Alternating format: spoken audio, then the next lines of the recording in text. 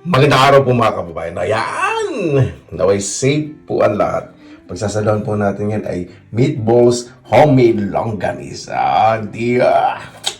Meron din po tayong laing. Simple-simple po. Meron po yung daing na bisugo at mainit na kanin. Sa mukbang po, paki-fast forward sa recipe po. Pasamahan po ako. Ayan po! Bawi po akong laing o pinatuyo po na dahon ng gabi. Galing po sa Pilipinas po yan. Maglalagay po ako ng bisugo. Daing. Ito po yung ulam po nung nakaraan. Meron po tayong bawang, sibuyas, luya, siling haba, saka siling labuyo.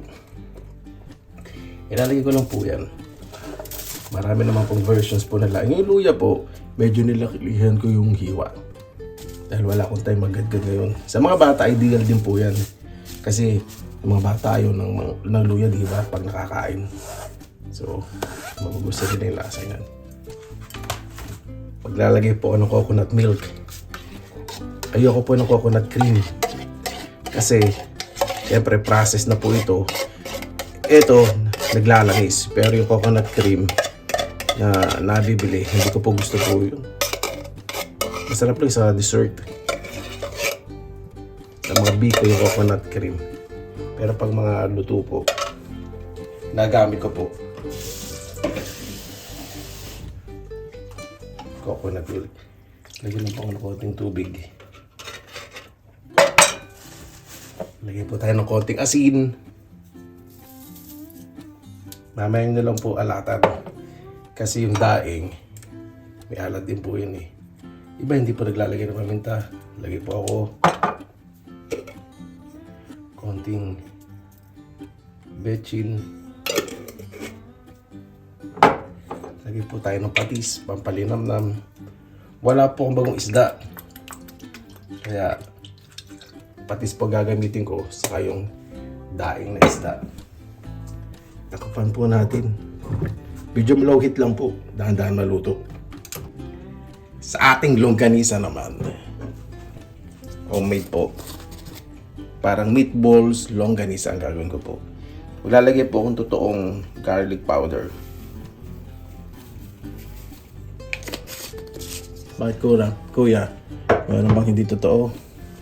Yung pag nilagay ninyo, yung parang nakakisang kilo na kayo ng garlic powder, parang wala pang amoy yun. Lagay po tayo ng konting bechin, asin, paminta,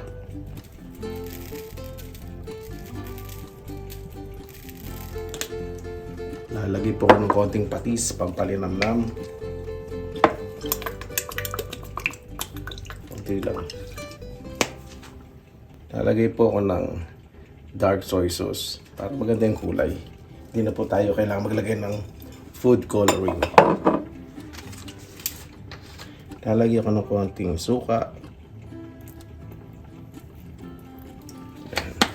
Ang pakiliti lang.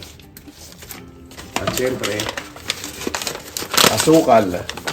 Gusto ko po garlic, sweet garlic. At saan lang po ito. Okay lang po dumami po yung asukal nyo. Mababalas naman po niya ng yung alat. Mawawala yung alat pag nilagay nyo po ng asukal. Tapos saluin nyo lang po. Combine lang po natin ng maayos. Kapag papahingayin nyo po yung longganisa po ninyo, medyo suntok-suntok yung po ninyo para magdikit po yung mga pampalasa. Tapos ibilog po ninyo. Pwede nyo po itong ilagay na sa rep sa isang container. Pwede nyo pong bilugin at ilagay nyo sa freezer. Kailangan po talaga firm. Pero dahil lulutuin ko po ito maya-maya, i-rest ko lang po lang dito. Nung nakabuyang-yang, wala naman po kasi humidity dahil tag-niebe, medyo malamig sa loob. So mga isang oras, pwede ko na pong luto mamaya yan. At dahil napagod nga po ang artista sa pagdating, ang bahay ko po ay medyo magulo kaya habang pinakukulan po natin ng laing. Maglinis po na tayo ng pamamahay para bumagay naman sa dating ko po at bangis yung aking pamamahay, di ba?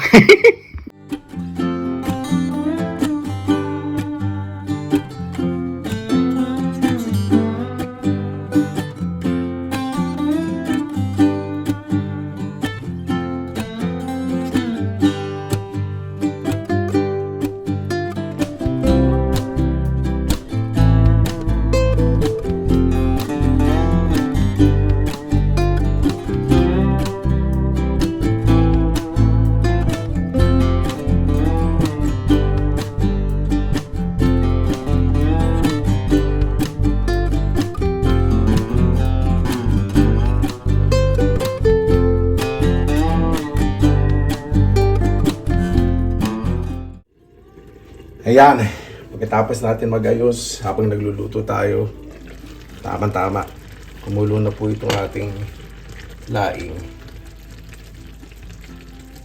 Lalagay ko na po siya sa low heat hanggang sa medyo maglangis, hanggang sa maluto. Ayan po mga kababayan, tinakpan ko po uli kasi nakasingaw na naman siya. Luto na, di ba? Napakabilis. Tikman ko na rin po. Napakasarap. Tama-tama na po sa akin. Sunod na po natin ang ating homemade garlic and sweet longganisa. Yan! Sunod na po natin ang ating longganisa. Ito po ganda oh. Firm. Para siyang burger patty. Dapat yan po yung itsura. Diliitan ko lang po. Meatballs longganisa po style natin. Wala po tayong nilagay na mga harina o whatsoever.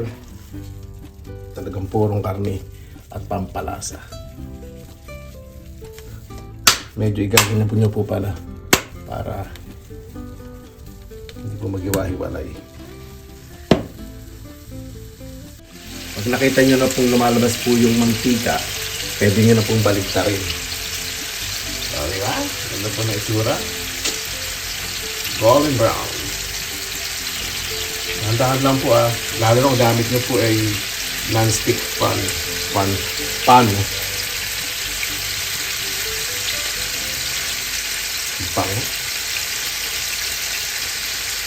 Pwede nyo pong damihan ng fresh garlic din na bawang, mas masarap.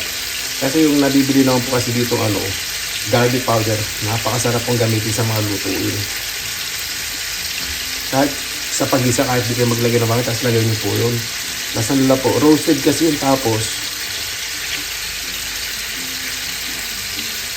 pinino. Dito po kasi sa Finland, yung mga pagkain, lalo na po, pagdating sa pagkain, yung regulation, napakahigpit. Chine-check po nila yan sa health office kung ano yung mga ingredients dun, kung totoo ba. Garlic powder lang nang nakalagay. Lalo kung hindi, ibaban po yun. Ay, kumpanya, kung may mga harmful ingredients, ganyan po sila stricto. Pagdating po sa Ricardo sa mga lalamunin, hindi sa makakainin. At kapag both sides, okay na po, medyo alog-alogin nyo na. Tapos kapag medyo nagmamantika na po, lalabas pa po yan ng mas maraming liquid at pag medyo nagmamantika na, nagkakaramela sa kanya po haluin. Gusto niyo po kung medyo sulit yung labas, mas masarap po ito, lalo na sa sinangay, di ba po? Ayan po yung sinasabi ko, pag nagkakaramelize na, pwede nyo na pong halu-haluin. Maganda pong tignan, ano?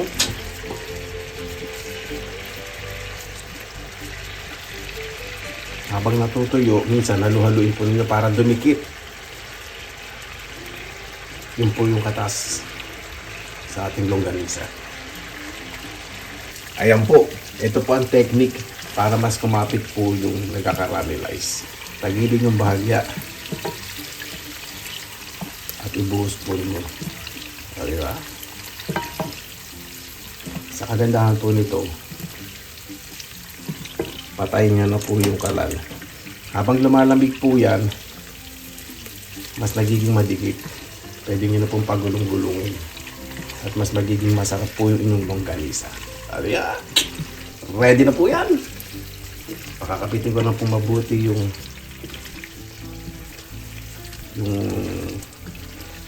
longganisa sa nagka-caramelize na katas. Kain na po tayo. Mabuhay! Yan! Maraming salamat na lang po sa Panginoon. Sama-sama na naman po tayo. Naway safe po ang lahat. May konting sore throat na lang po, pero okay na po. Bago tayo mag-umpisa, pasalamatan po muna natin ang Panginoon.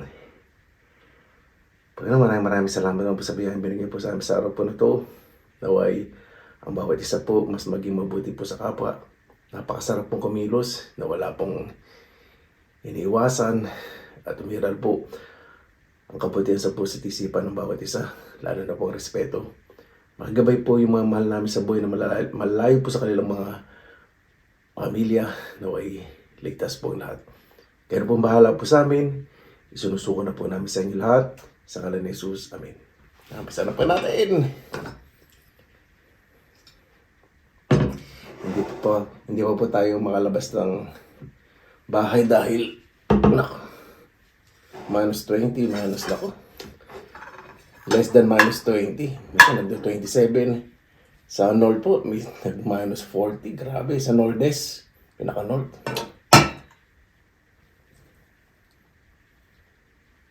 Hindi po, magse-semi kamay po ako. Kuya, may semi kamay. Kita niyo po.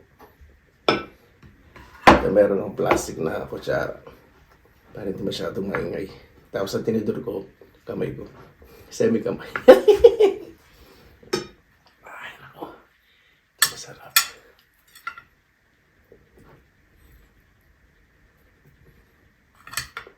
Sa paggawa po ng longganisa, okay lang na sumabra kayo sa sukal. Huwag lang umalat.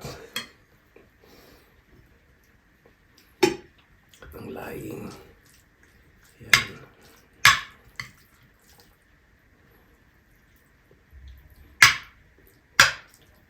Napakalaki pala ng mga luyang nalagay ko na. Parami. Okay lang yun. Ang manahid na laing.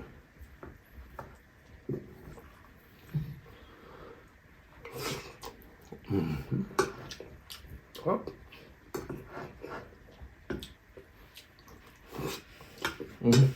Dali. Kalimutan ko tissue.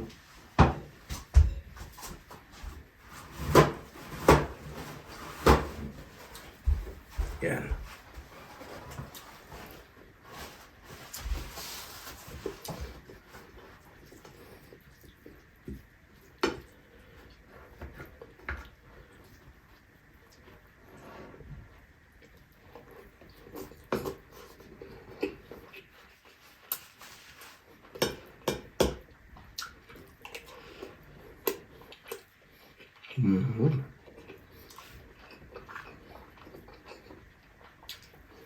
Bakit po nung gusto ko may suka na yan. Panghang spice vinegar po galing sa Pilipinas.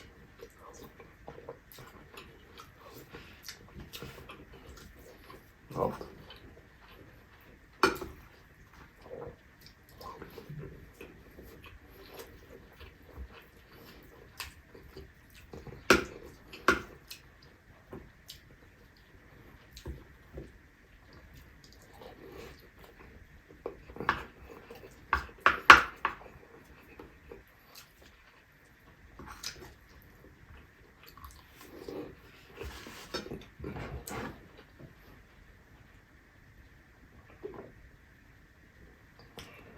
Apple juice.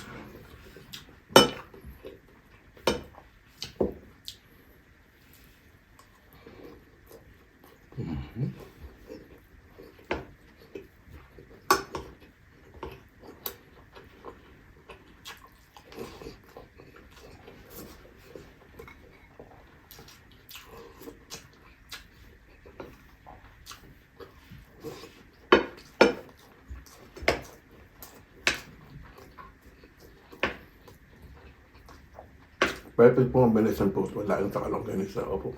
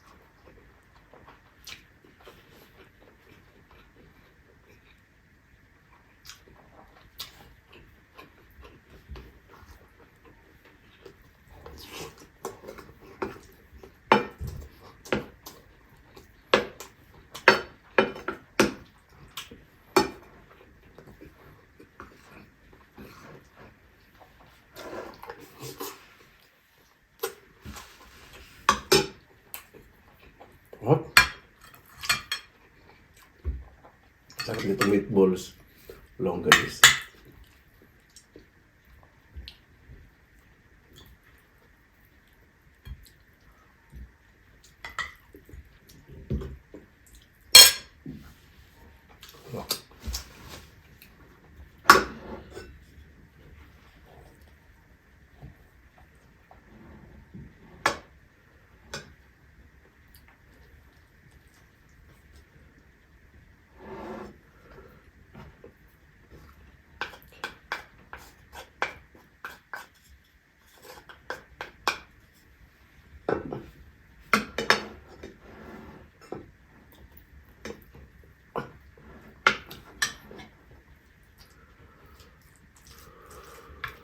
Napakahantong laing. Medyo okay lang naman sa akin. Sumobra sa ano ko, yung in-expect ko hanggang, pero pakasarap. Hindi mas masisihan. Buti nakapag-uwi ako ng dried taro. Yan, daw ng gabi. May binibenta po dito ngayon, may kamahalan din.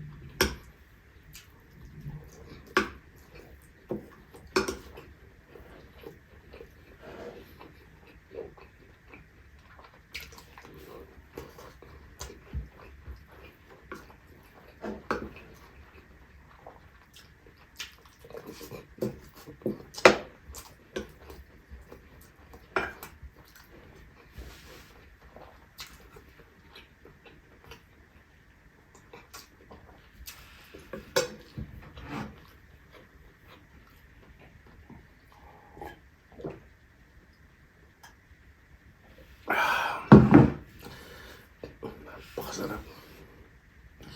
Sabi nagpapasalamat po sa Panginoon kasi yung mga ibang Pinoy products nakarating na po dito sa Finland. Dati hindi po lahat.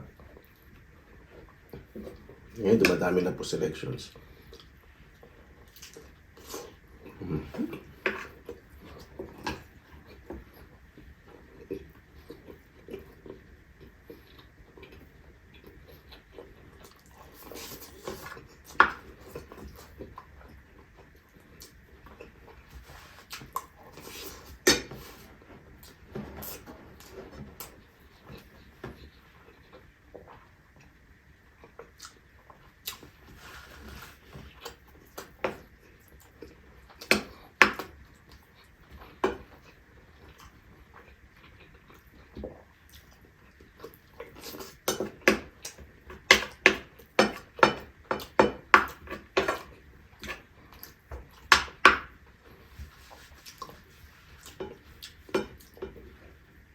Dahil po kasi yung alat na atanghang dito sa laing, pag kumain ko yung nanugali sa manamis na mis, napakasarap. Tatanggal po yung anghang.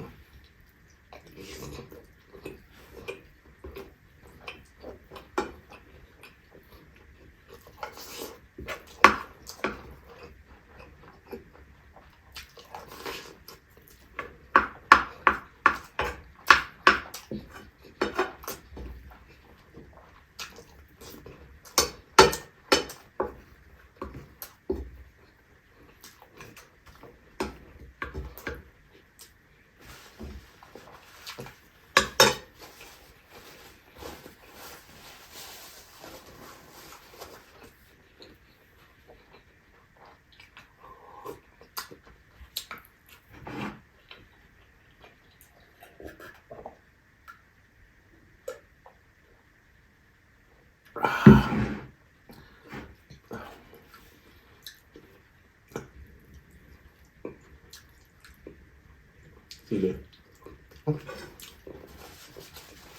Ito rin. Kahit pa ako isa. Nanginaya kasi ako dito sa Spice Billy. Mahal-mahal pa naman isang bote niya.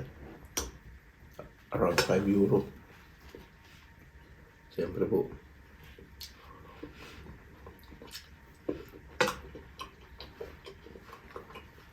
Galing sa Asia, sa Pilipinas.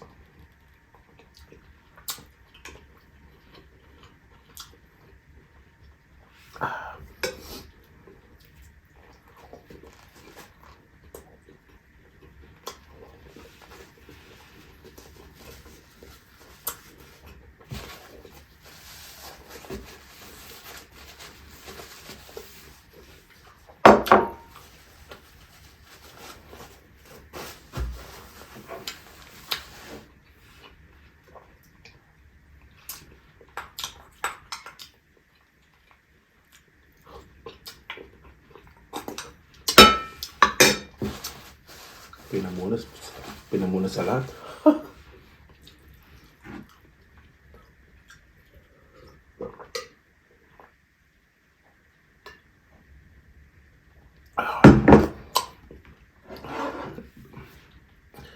Paano po bago tayo tapos sasalamatan po muna natin, Panginoon? Pinagpawisan ako doon na. Panginoon, maraming salamat na sa bayang binigay po sa amin sa araw na to. Nabayang bawat isa po. Mas maging mapagkumbaba. Napakasarap po kumilos na marami pong kaibigan. Kung meron po mga kaibigan na tinutuloy po silang mga kapatid, wag po sana silang maging abuso, Panginoon. Kaya na pong bahala po sa amin. Sinusuko na po namin sa inyo lahat sa araw ni Jesus. Amen. Paano po, maraming salamat na po sa inyong oras sa ilang sa pinalakan na may masalag pa tayo positive vibes, good vibes. God bless you po lagi mga araw. Laban lang!